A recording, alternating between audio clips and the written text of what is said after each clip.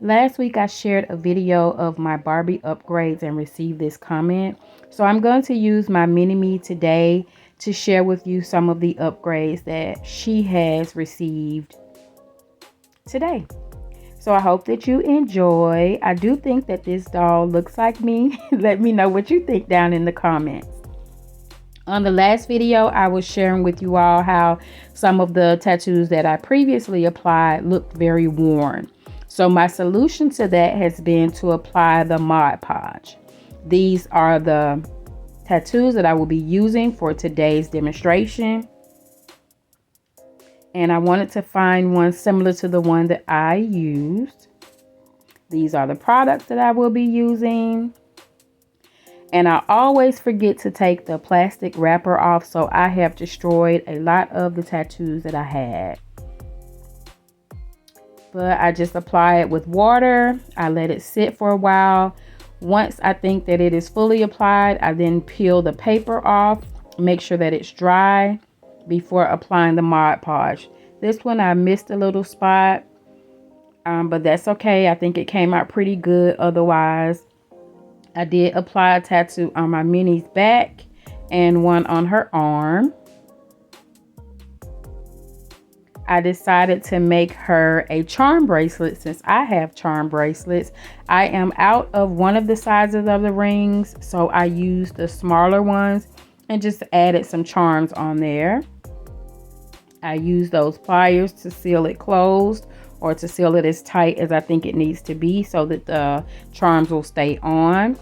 And then I cut some in half of the two sizes that I have, and I'm going to use those for my mini septum today. This is a very time consuming task. As with any alterations to your doll, you want to make sure that you're being very careful because these things could destroy your doll. What I do is I take the ring. Once I size it or curve it into a V or a U, then I put it in the nostrils and I push it up as far as it actually can go. This is kind of hard to capture on film, but I'll do my best. So you want to be very careful also because the ring can go through the nose and that will damage your doll's nose. So you want to apply pressure, but just a little bit.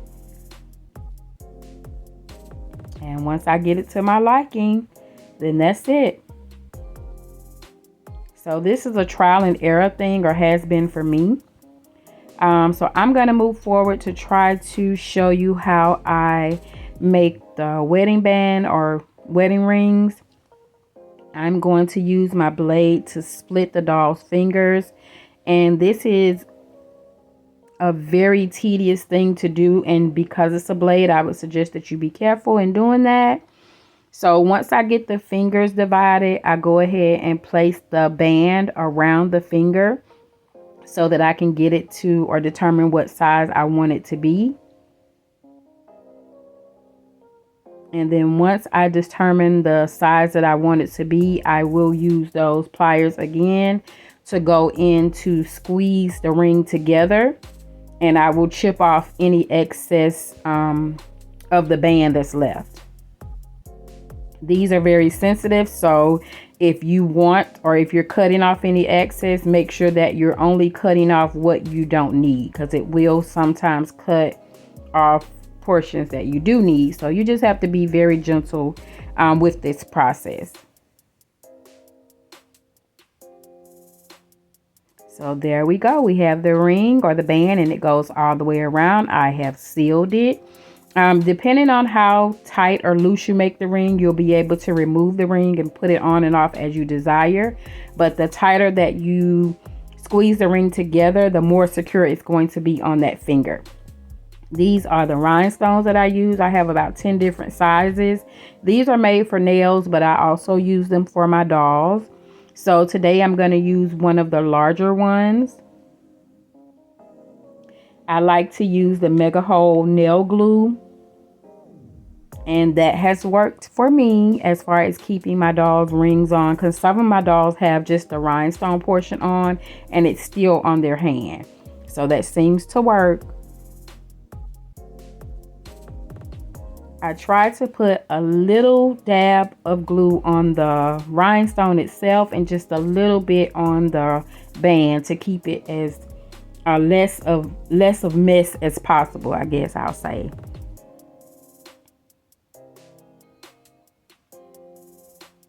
And so sometimes it takes a minute. This would probably work better with tweezers, but I could not find them. But this is how the ring looks once it has been completed.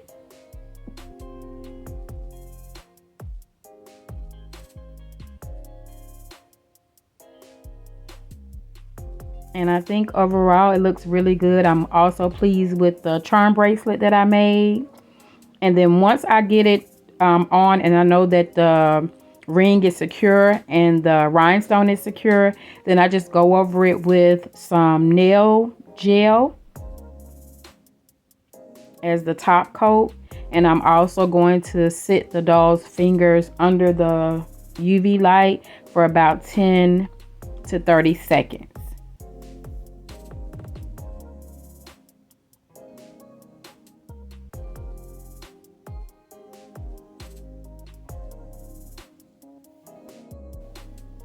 Once everything is completely dry, I just take an alcohol swab and just clean up all of the excess.